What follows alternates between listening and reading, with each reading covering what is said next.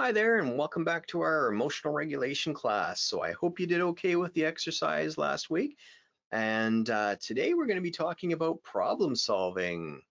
So once the initial crisis has gone, you've been able to kind of regulate your emotions using some of the techniques we used in last session. Now what do we do with that, right? So if the problem's still there, um, how do I deal with that?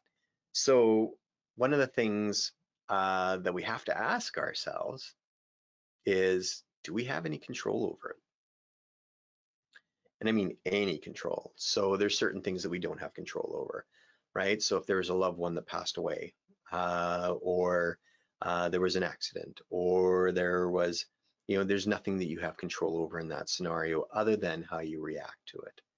So if you have no control over the situation, then what might be more beneficial will be is to talk, when we get to the session about radical acceptance and mindfulness.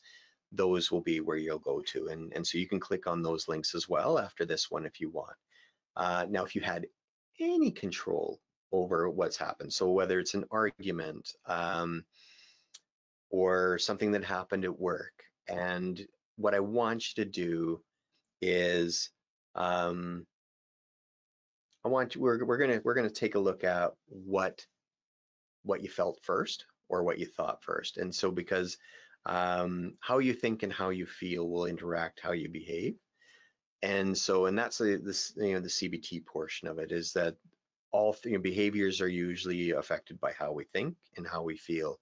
And it helps to have an awareness of that. So what I want you to write down is, I felt whatever it was, and it can be one or two emotions.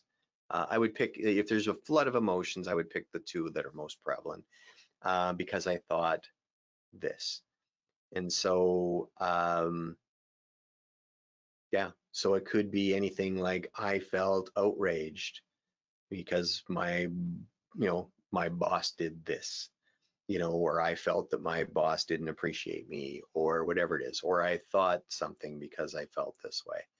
And so I want you to just write that down about the scenario, and that'll be the start.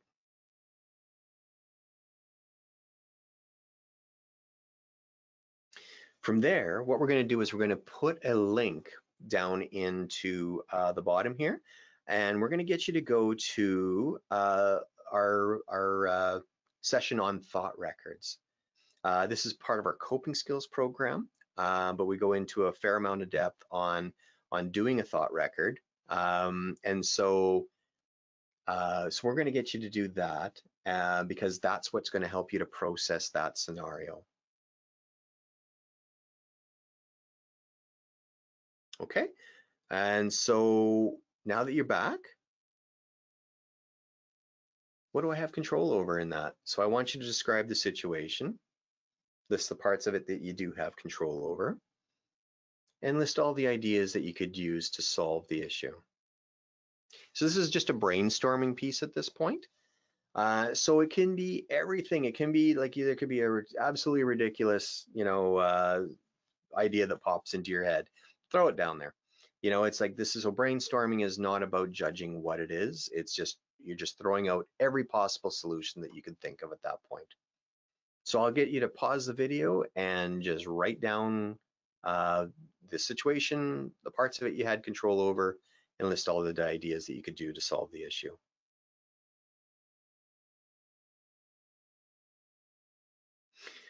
Okay, so now that we've identified what we were trying to do, so all the ideas to solve the issue, now we want to do is, how do I make goals so that I can achieve this, right? So I have these feelings, I have these thoughts, I don't like what's going on, and that's okay, because that usually means that something needs to change. So what we can do is we can set goals to make those changes so that we can feel better, or that we can think better about what's kind of going on. And so write down, what is your goal? And link it back to that scenario about what needs to change. So what is your goal?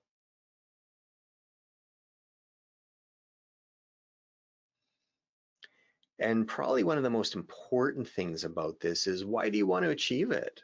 What's your motivation? You know, if you're ever watch videos on Simon Sinek, you know, what's your why? You know, and because he goes big into, like, you know, motivation is very closely related to why you want to do something. And so why do you want to achieve this? What is it going to do by achieving this for you?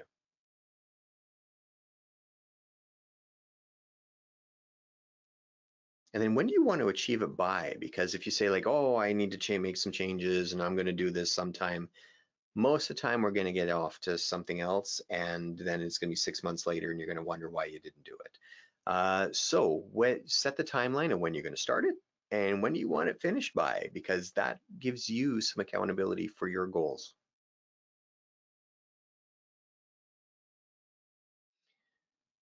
So another piece of this is, how are you going to achieve your goal? You know, what tasks are you going to have to do?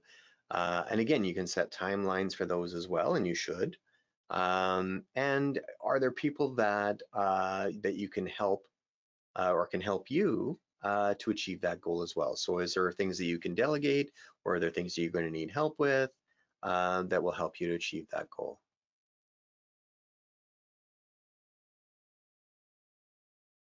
And then lastly, how will you know when that goal is done, or that it's done to your satisfaction? So how are you going to evaluate that? So if you get to a certain end, it's like, you know, I'll consider this great change if this happened.